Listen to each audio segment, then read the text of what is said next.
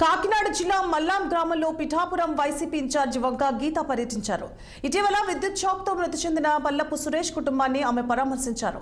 సురేష్ మరణానంతరం జరిగిన పరిణామాలు బాధాకరమన్నారు. ఇలాంటి ఘటనలు పునరావృతం కాకుండా చూడాలన్నారు. మృతుడి కుటుంబాన్ని ప్రభుత్వం ఆదుకోవాలని వంక గీత కోరారు.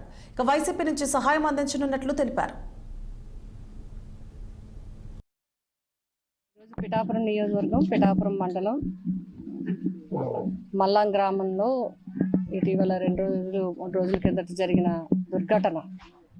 మరి ఎలక్ట్రికల్ వైరింగ్ చేస్తూ పల్లపు సురేష్ బాబు మరి మరణించడం జరిగింది. చాలా దురదృష్టం. చిన్న వయసులో మరి అతనికి తల్లిదండ్రులకి ఒకటే కొడుకు, అదేవిధంగా 2 పిల్లలు ఉన్నారు. చిన్న పిల్లలు, ఇంకా 10th, అమ్మాయి 8th, అబ్బాయి 10th చదివే పిల్లలు.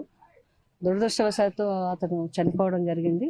ఈరోజు ఆ కుటుంబాన్ని కలుసుకొని వారికి పరామర్శించడానికి, వారికి ధైర్యం చెప్పడానికి ఈరోజు మేమందరం వైఎస్ఆర్సీపీ పార్టీ తరఫున అందరూ కూడా రావటం జరిగింది. చాలా దురదృష్టకరమైన సంఘటన ఇది.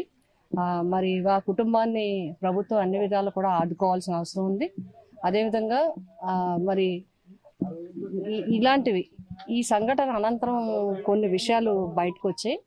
ఇలాంటి విషయాలు రాకుండా కూడా అన్ని కూడా చూడాల్సిన అవసరం ఉంది.